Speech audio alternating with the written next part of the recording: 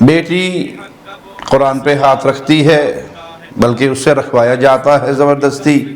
یہ ظلم کرنے والوں، تم اللہ کے سامنے کیا منہ دکھاؤ گے کہ شریعت نے کسی حال میں بیٹی کو وراثت سے محروم نہیں کیا، ہر حال میں اس کا حصہ رکھا ہے۔ بھائی ساتھ ہے تب بھی، بیٹی اکیلی ہے تب بھی، بیٹی زیادہ ہے تب بھی سگی ماں پر ظلم کیا جائے، سگی ماں کو گھر سے نکالا جائے۔ ابن سیرین رحمہ اللہ کی ماں فوت ہوئی، ہر لمحہ قرآن اور سنت کا ترجمان، فضیلت الشیخ توصیف الرحمن۔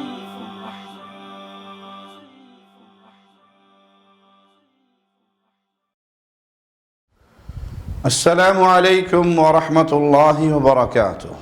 ان الحمد للہ نحمده ونستعینه ونستغفره ونعوذ باللہ من شرور انفسنا ومن سیئات اعمالنا، من يهده اللہ فلا مضل له ومن يضلل فلا هادی له، اشہد ان لا الہ الا اللہ وحدہ لا شریک له واشہد ان محمدا عبدہ ورسولہ، اما بعد۔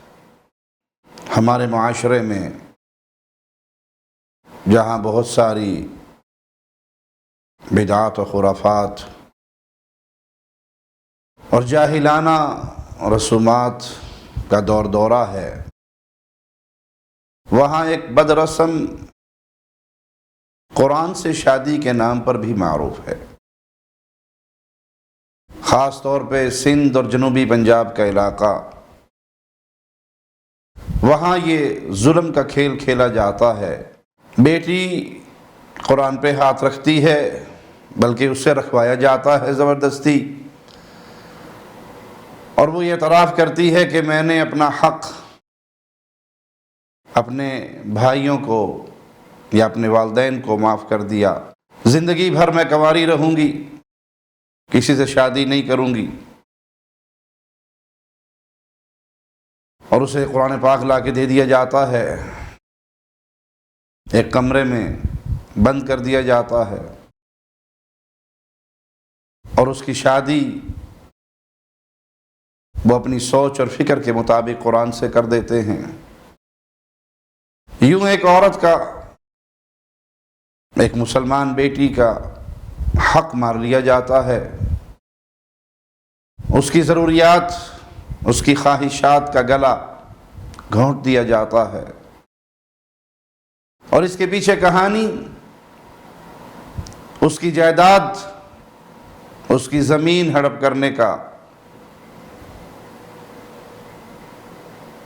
اس کا مال کھانے کا، اس کا حق مارنے کا ظالمانہ قدم ہوتا ہے۔ شریعت اسلامیہ میں فطرت کے عین مطابق آئے ہوئے دین اسلام میں اس ظالمانہ رسم کا کوئی تصور نہیں ہے۔ قرآن حکیم اللہ کا کلام ہے، مالک کی صفت ہے، اور یہ کہنا کہ اس کی شادی قرآن سے کر دی گئی ہے تو یہ اللہ کی شان کے اندر تنقیص ہے، نزول قرآن کے اغراض و مقاصد کی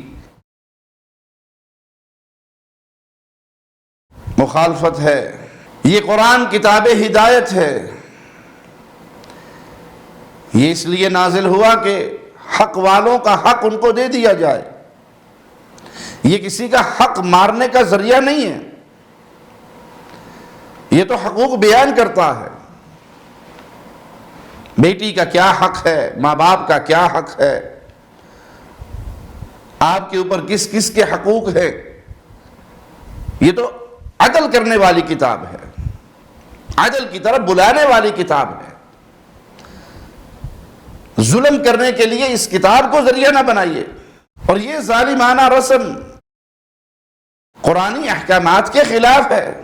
مالک کا فرمان سنیے، وَأَنْكِحُوا الْأَيَامَ مِنْكُمْ وَالصَّالِحِينَ مِنْ عِبَادِكُمْ وَإِمَائِكُمْ إِنْ يَكُونُوا فُقَرَاءَ يُغْنِهِمُ اللَّهُ مِنْ فَضْلِهِ وَاللَّهُ وَاسِعٌ عَلِيمٌ، اور اپنے بے نکاح یعنی کنوارے مردوں اور عورتوں کا نکاح کرو، اور اپنے غلاموں اور لونڈیوں میں سے جو نیک ہے ان کا بھی، اگر وہ محتاج ہیں تو اللہ اپنے فضل سے انہیں غنی کر دے گا، اور اللہ وسعت والا اور سب کچھ جاننے والا ہے۔ شریعت محمدیہ میں ایسی رہبانیت کا کوئی تصور نہیں ہے کہ انسانی خواہشات کو، اس کی جنسی ضروریات کو معطل کر دیا جائے۔ جو چیز اس کی فطرت میں ودیعت ہے اس سے اسے محروم کر دیا جائے، یہ فطرت کے منافی، اور اسلام دین فطرت ہے، اور اسلام کے نام پر یہ ظلم کہ بڑی تقدس والی بات ہے کہ قرآن سے اس کی شادی ہو گئی، اب ساری عمر وہ قرآن کے ساتھ گزارے گی، یہ قرآن حکیم کی بھی توہین، دین اسلام کی بھی توہین۔ قیامت کے دن یہ ظلم کرنے والوں تم اللہ کے سامنے کیا منہ دکھاؤ گے؟ رسول اللہ صلی اللہ علیہ وسلم کے پاس جو 3 صحابہ آئے تھے اور انہوں نے عبادات کے معاملے میں مختلف باتیں کی تھی، ان میں سے ایک کا قول سنیے، انا اعتزل النساء فلا اتزوج ابدا، میں پوری زندگی عبادت کرتا رہوں گا اور عورتوں سے دور رہوں گا، میں کبھی نکاح نہیں کروں گا، میں کبھی شادی نہیں کروں گا۔ مقصد کیا ہے شادی نہ کرنے کے پیچھے؟ کہ کہیں میری عبادت میں خلل نہ آئے، ساری زندگی نمازیں پڑھتے، روزے رکھتے، ذکر اذکار کرتے گزار دوں گا۔ تو رسول اللہ صلی اللہ علیہ وسلم نے جواب میں کیا فرمایا تھا؟ اما واللہ انی لاخشاکم للہ واتقاکم لہ، اللہ کی قسم میں تم میں سب سے زیادہ اللہ سے ڈرنے والا ہوں، لیکن اس کے باوجود اتزوج النساء، میں نے عورتوں سے شادی بھی کی ہے، یہ نکاح میری سنت ہے، فمن راغب عن سنتی فلیس منی، جس نے میری سنت سے روگردانی کی، اس سے منہ موڑا، اس کا میرے ساتھ کوئی تعلق نہیں، وہ مجھ سے نہیں ہے۔ اور یہ روایت صحیح بخاری میں 5063 نمبر۔ اس حدیث میں اگر غور کریں تو یہاں صحابی کو مجبور کوئی نہیں کر رہا، وہ اپنی مرضی سے، اپنی خوشی سے، اپنی خواہش سے یہ کام کرنا چاہتا ہے کہ نہ شادی ہو، نہ عورت ہو، نہ گھر میں ان کی ذمہ داری پوری کرنے کا کوئی معاملہ ہو، بس عبادت میں لگا رہوں۔ اسے کسی نے مجبور نہیں کیا، اس کی خواہش کے خلاف کسی نے آرڈر نہیں دیا، اس کی اپنی خواہش ہی یہ ہے عبادت کرتا رہوں، اللہ اللہ کرتا رہوں۔ اور اسلام اسے یہاں بھی منع کر رہا ہے۔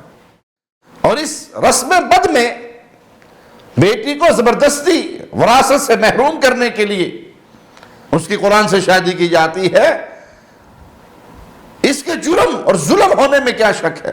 شریعت اسلامیہ تو نکاح میں تاخیر کی اجازت نہیں دیتی، زندگی بھر اس نکاح سے محروم کرنے کی اجازت کیسے دے گی؟ جامع ترمذی میں 171 نمبر روایت ہے، رسول اللہ صلی اللہ علیہ وسلم نے سیدنا علی سے کہا کہ 3 کاموں میں کبھی دیر نہ کرنا، اور ان میں سے ایک کام کہ بے نکاح عورت کا جب تمہیں اس کے برابر کوئی شخص مل جائے تو اس کے نکاح میں دیر نہ کرنا۔ اور اس رسم بد میں عورت کو نکاح سے محروم کیا جاتا ہے اور بیٹی کو اپنے ماں باپ کی جائیداد سے محروم کیا جاتا ہے، حالانکہ بہنیں شروع سے ہی قربانیاں دینے والی ہوتی ہیں، بھائیوں کے لیے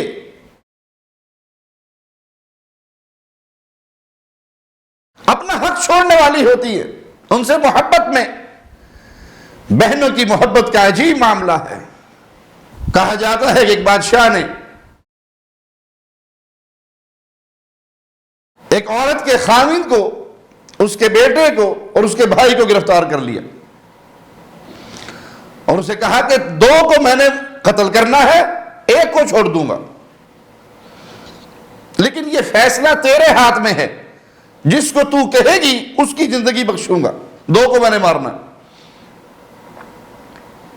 تو اس عورت کا جواب سنیے کہ بادشاہ سلامت، میرے خاوند کو اگر قتل کرو گے میں اور شادی کر لوں گی، یعنی اس کا نیب البدل موجود ہے، اور اگر میرے بیٹے کو قتل کرو گے تو جب میں نیا نکاح کروں گی اللہ مجھے نئی اولاد بھی دے دے گا، اس کا نحو البدل بھی موجود ہے۔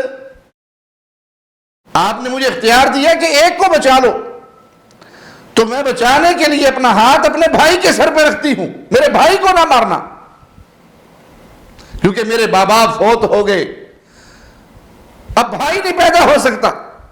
خامد کو اگر مارو گے، بیٹے کو اگر مارو گے تو خامد اور بیٹا تو مجھے پھر بھی مل جائے گا، لیکن اگر میرے بھائی کو مار دیا تو بھائی کہاں سے لاؤں گی؟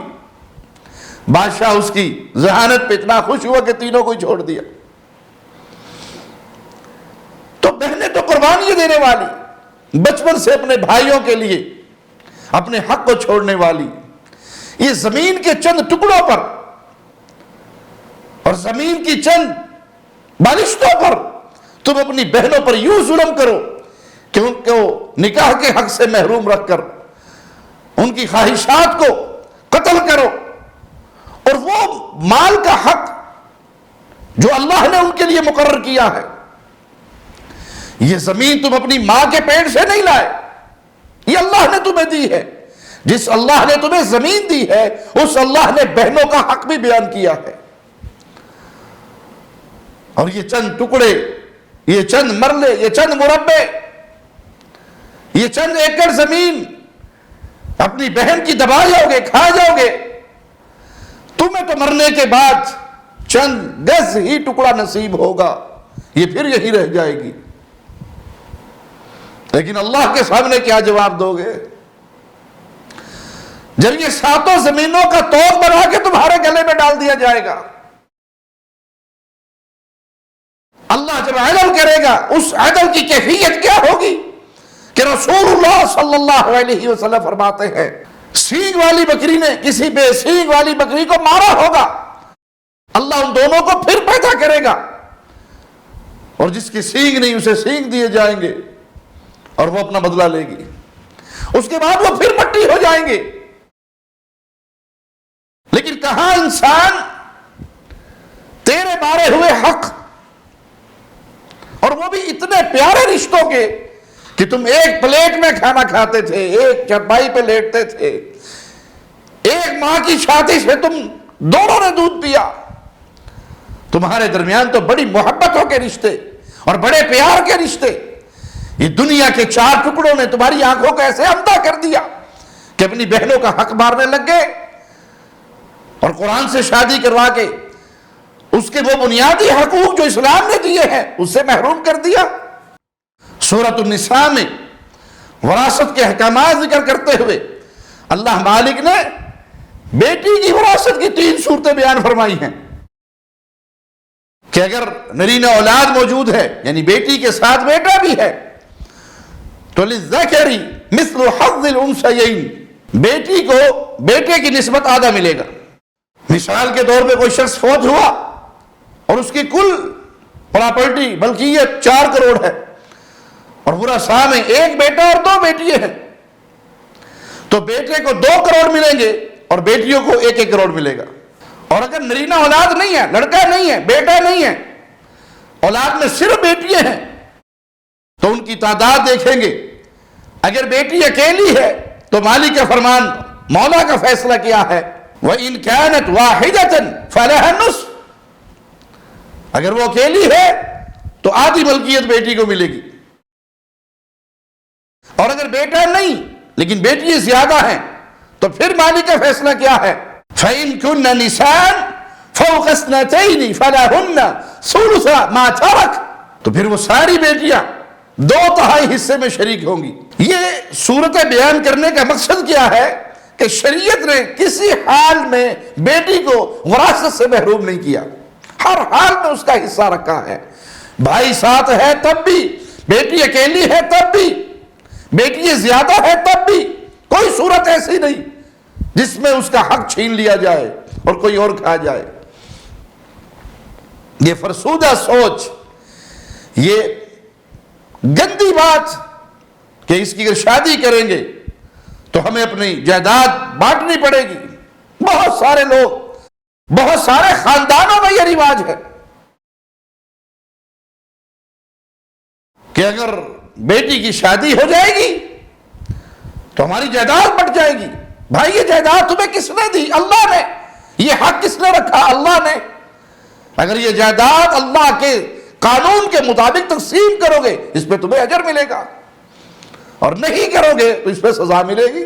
حیرت ہوتی ہے ان ماں باپ پر جو مرتے مرتے اپنی جائیداد اپنے بیٹوں کے نام کر کے مر جاتے ہیں کہ میں نے اپنی زندگی میں سارا کچھ اپنے بیٹوں کو دے دیا. انا للہ و انا الیہ راجعون.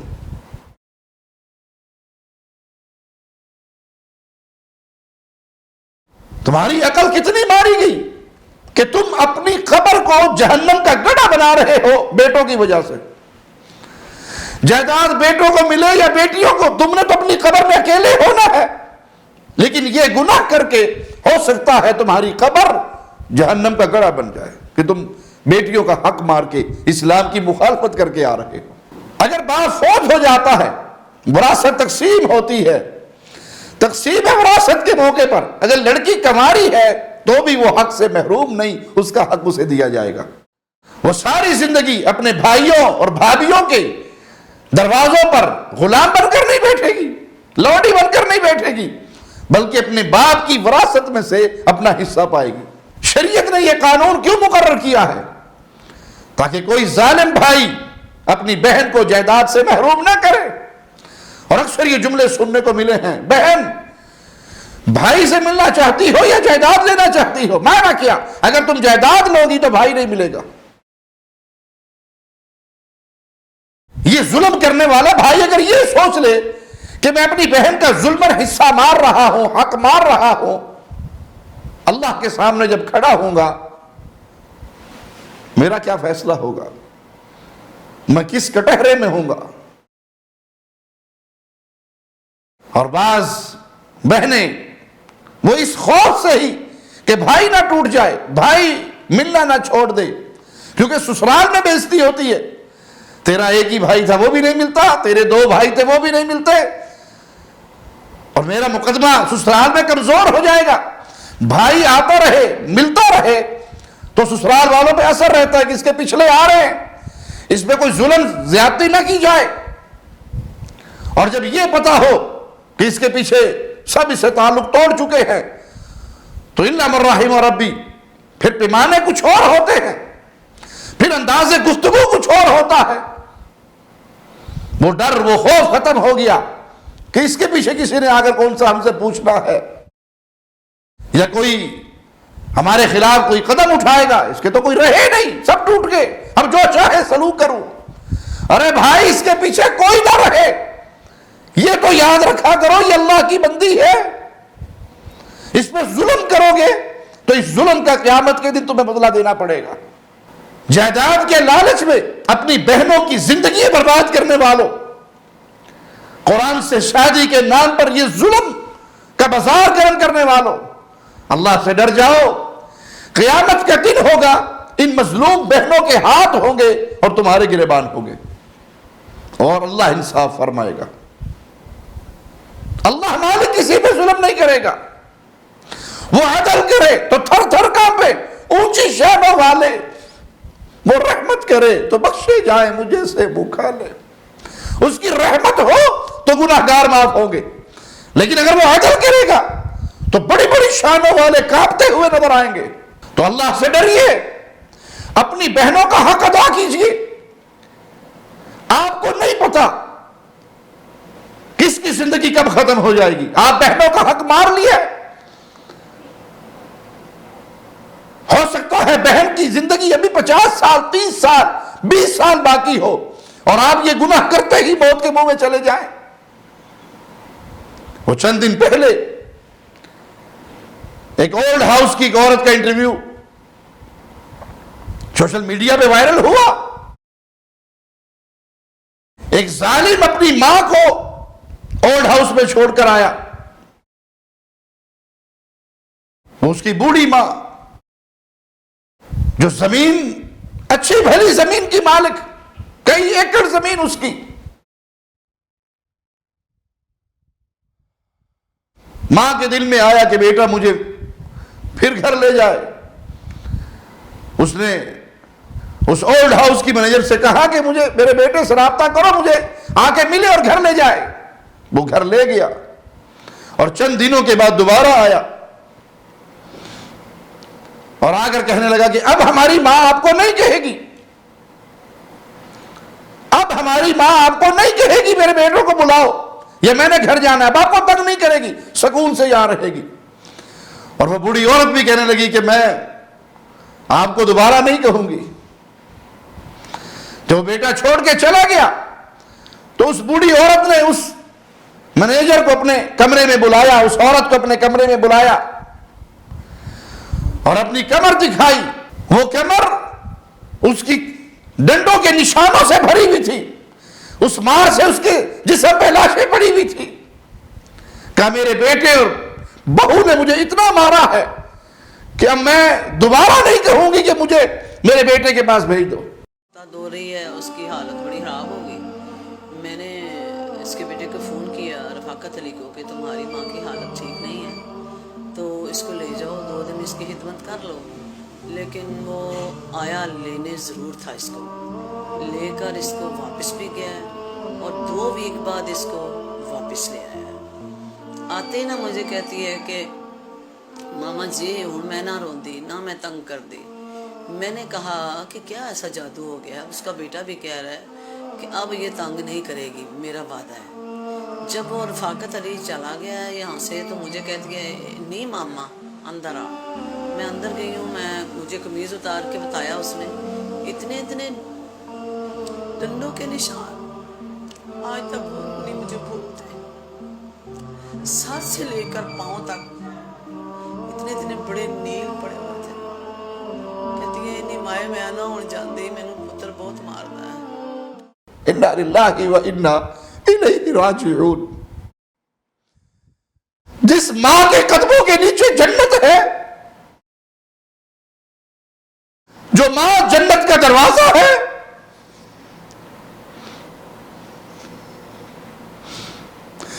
اس زمین کے ٹکڑوں کو کھا کر اور ماں کو گھروں سے نکال کر اولڈ ہاؤس میں پھینک کر ان پہ ظلم و ستم کرتے ہوئے تمہارے اوپر فالج کیوں نہیں گر گیا؟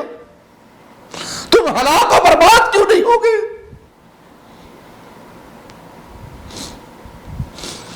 اللہ کے نبی صلی اللہ علیہ وسلم تو فرمائے اس کے بعد خاک آلود ہو،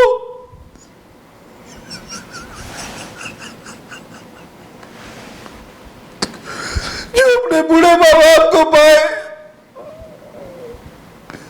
اور ان کی خدمت کر کے اللہ کی جنت کو نہ پالے۔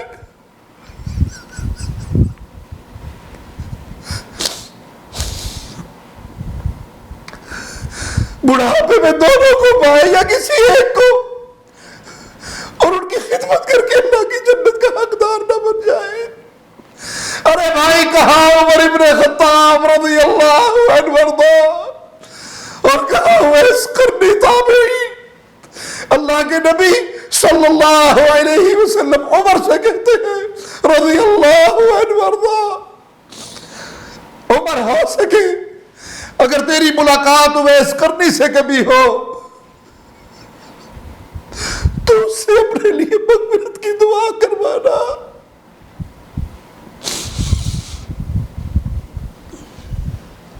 ہزاروں تابعی مل جائے ایک صحابی نہیں بن سکتا، اور صحابہ کے اندر بھی کون کس کو کہہ رہے ہیں اللہ کے نبی صلی اللہ علیہ وسلم؟ عمر، لو كان بعدی نبیا لکان عمر، میرے بعد نبوت کا سلسلہ جاری رہتا تو عمر اللہ کا نبی بن کر ہوتا۔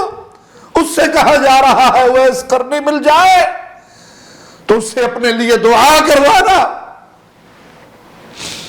اور عمر تڑپ رہے ہیں، حاجیوں کے قافلے میں جا رہے ہیں، پوچھ رہے ہیں تم میں اویس ہے، اور ایک بار پا لیتے ہیں سیدنا اویس کو اور انہیں کہتے ہیں میرے لیے دعا کرو۔ کیوں؟ اویس قرنی کی وہ کون سی نیکی ہے کہ اللہ کے نبی نے عمر سے کہا اس سے اپنے لیے دعا کروانا؟ اپنی ماں کا بڑا فرما بردار تھا۔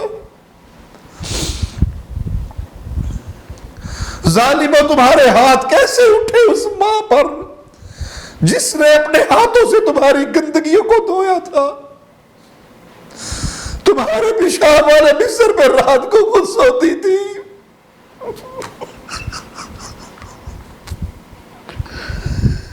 گیلے بستر میں خود لیٹتی تھی، تمہیں سوکھے بستر میں سلاتی تھی، وہ ماں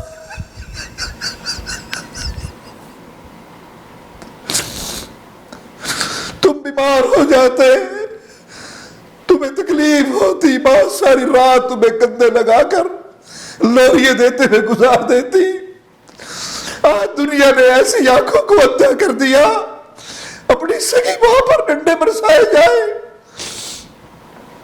سگی ماں پر ظلم کیا جائے، سگی ماں کو گھر سے نکالا جائے۔ ابن سیرین رحمہ اللہ کی ماں فوت ہوئی تو آنسو نہ رکے، رونا ختم نہ ہوا۔ شاگردوں نے پوچھا ہمیں صبر کی تلقین کرتے ہو اور خود اپنی ماں کے مرنے پہ اتنا رونا؟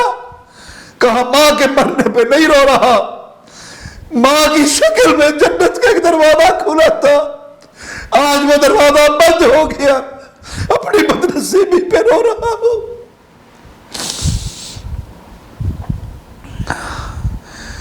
اگر مائیں زندہ ہے اپنی غلطیوں کی ان سے معافی مانگ لو، ان کے ہاتھ اور ماتھوں کو چوم لو، انہیں گھر میں جنت کے دروازے سمجھ کے ان کی رکھوالیاں کر لو۔ اللہ کے نبی صلی اللہ علیہ وسلم کی حدیث سنا کر اپنی بات ختم کرتا ہوں۔ قیامت کے دن انسان آئے گا نیکیوں کے انبار لیے ہوئے ہوگا، لیکن کچھ مظلوموں نے اس کے دامن کو پکڑا ہوا ہوگا اور وہ سوالی ہوں گے، اللہ ضربنی ھذا شتمنی ھذا، اس نے مجھے مارا تھا، اس نے مجھ پہ ظلم کیا تھا، اس نے میرا حق چھینا تھا۔ او بھائی کتنا ہی بدنصیب ہوگا جس کی ماں وہاں پر سوالی بن کر اللہ سے کہے گی، اللہ میں نے 9 مہینے اس کو اپنے پیٹ میں پالا، اپنے پیٹ میں اس کو اٹھایا، تکلیفیں برداشت کی، اس کی حمل کی تکلیف، پیدائش کی تکلیف، رضاعت کی تکلیف، یہ ساری برداشت کی، اور جب یہ شادی شدہ ہو گیا، بیوی والا ہو گیا، میں بڑھاپے میں پہنچ گئی، بجائے میرا حق ادا اور میرا قرض ادا کرنے کے یہ میرے اوپر ہاتھ اٹھانے لگ گیا، مجھے مارنے لگ گیا، مجھے گھر سے نکالنے لگ گیا، مجھے بدلہ لے کے دے۔ اللہ کہے گا ظالم کو، ان مظلوموں کو بدلہ دے۔ کہے گا اللہ کہاں سے تو؟ جو زمین چھینی تھی وہ دنیا میں رہ گئی، مال چھینا تھا دنیا میں رہ گیا۔